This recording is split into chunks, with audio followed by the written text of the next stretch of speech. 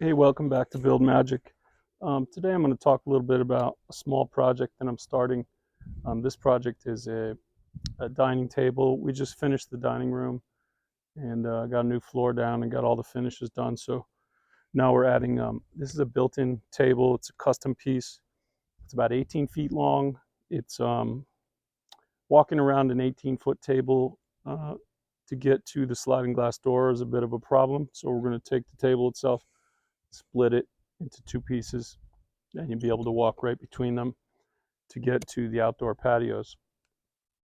Today what I'm doing is selecting material. This is a large quantity of reclaimed lumber that I purchased from a 110-year-old factory that was being demoed. And it's about $50,000 worth of lumber. If you try to replace it all today, we picked it up for less than a quarter of that price. And the lumber is this is about half of it. The other half of it's on the other side of the property. Um, I've got 3x8. This is what I'm selecting today. This is all um, old growth, 100-year-old, probably 120, 125-year-old lumber from Northern California in the old days where they were cutting virgin forests. And it's all straight, prime quality, heart.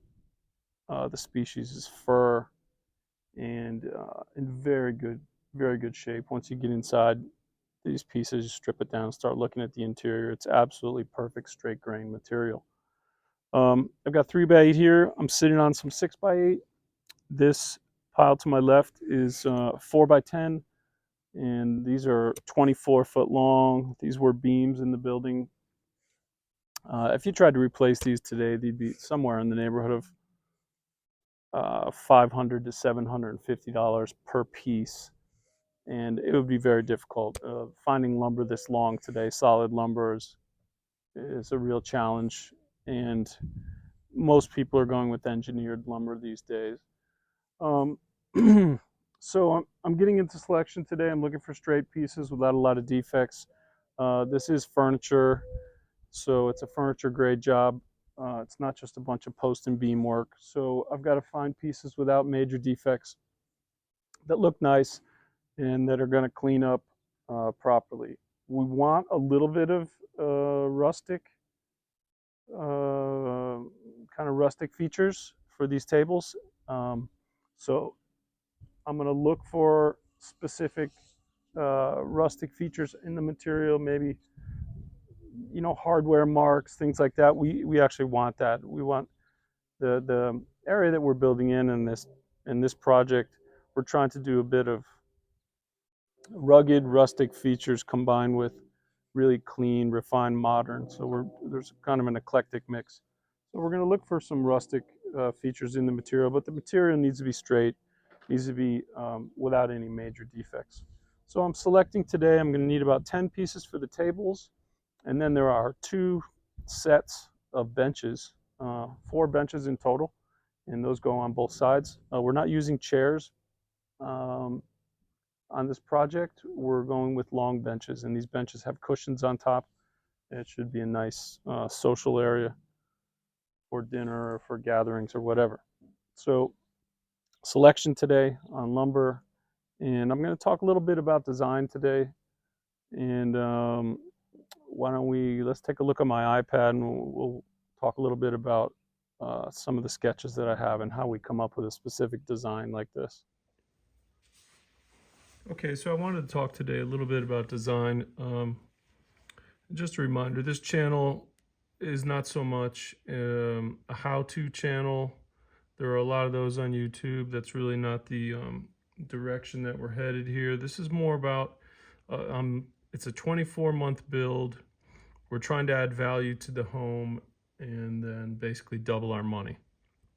So we try to include some built-ins on the projects. Last project I did built-in window seats, day beds, things of that nature that require a little bit of finished carpentry. What I'll usually do is start with a concept looking at the space, deciding if the space is a good candidate for a built-in piece. And in this case, we had a dining room where it was relatively large. And we also wanted to be able to fit large group of people, and we wanted to have a relationship to the outdoors. So there's a sliding glass door um, that allows it to connect with the patio, and then if there's entertaining going on, people can move back and forth between the interior and exterior space. So I'll start with an iPad. Usually I don't draw things like this on AutoCAD or anything formal. I'll just create some sketches that are basically notes to myself. And as you can see here, this is a plan view. This blue line represents a sliding glass door to the outside.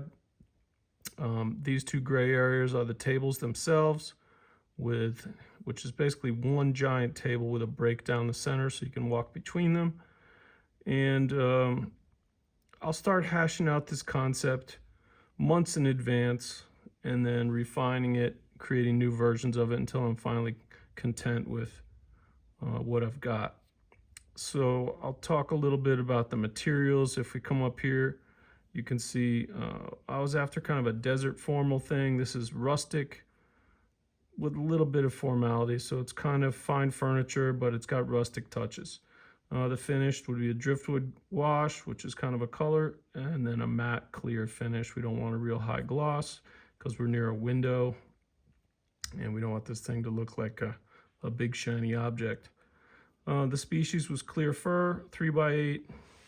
Over here I've got a small rendering that I just threw together. So it was kind of a concept. It's got a single leg. We didn't want a lot of legs, so we've got a connection to the wall here, and then one single leg, and there's a bunch of embedded metal hardware that keeps this thing from falling down. A single leg like this gives you a lot of leg room underneath without obstruction, and you're not kicking legs all the time. It's easy to get in and out. And then these small drawings here, you can see there's a little bit of the red parts. This is an elevation view looking at the end. There's a bracket here that's embedded underneath. Here's another little side view of it. And then there's an embedded bracket in the floor that keeps the leg from moving. And over here we've got a little piece of angle on the wall where it connects to the wall itself. This is generally what I'll do is I'll create concepts like this. They're not to scale, but they'll give me ideas on dimensions and some of the finishes. Let's see if we've got another version of this. Here's a little bit more detail. Here you can see benches. These are kind of picnic benches that accompany the two tables. I've got cushions above, 14-inch wide bench, about 15 inches tall. They are book match also. They mimic the tables in design. They've got kind of a staggered edge to them, which is a detail. It's kind of a style cue that we're using all around the house, is this staggered look. And then some notes on some hardware and stuff like that. Okay, let's go look at the actual tables. Okay, so here you can see the final product, and two tables, roughly 9 feet long each. It's something that we were looking for, is the ability to get outdoors without walking all the way around a table, like I mentioned before. So we did kind of an interesting rustic break here with a path down the middle so you can get right outside. These tables, this wood is actually probably 200 or 300 years old. Really nice quality, finished up beautifully.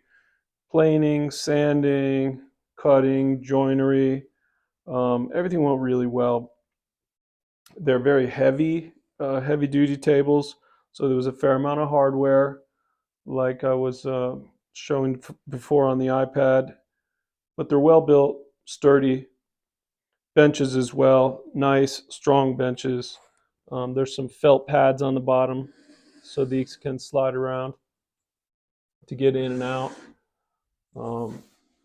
we left a lot of the holes that are in the table, the rustic marks, the dings and bangs. We left a lot of them in place so we get that rustic desert look. But we've been eating here for a few nights, and they're really pleasant to sit down to. And you can see we've got a relationship to the outdoors, which was important to us. So when we're entertaining, people can move in and out. We may have a fire here or something like that. Um, so there's a nice relationship with the outdoors. So yeah, that's it. So probably 2.5 weeks, start to finish. If it was just a single table, it would have been much quicker. But there was two of them, of course. Did about 3 layers of color, and then 3 layers of a matte sheen, and then buffed them, and they came out really nice. Threw a little carpet down. We've got a few pieces of art yet to go on the walls, um, and maybe a centerpiece on each table that kind of match or bring it all together. Yeah, that's about it. Again, back to the value. The added value here is probably if a client wanted me to build these tables, they'd be somewhere in the neighborhood of 20, 25,000. They're handmade from scratch, um, and they were relatively labor intensive. Adding value to the house, they add interest. When we get to open house and we're showing the house to potential buyers, I think these will add quite a bit of interest. They're very the experience of sitting down, the user experience of sitting and eating here and having breakfast here, checking out the view, etc., is really great. So I think these are going to add quite a bit of value to the home. And yeah, so that's dining tables episode, and hope to see you in the next one. We're going outdoors on the next one, and we've got a huge build out in front of the house. It's a big facade that adds a little modern touch to the house. So hope you can join us, and we'll see you then. Thank you.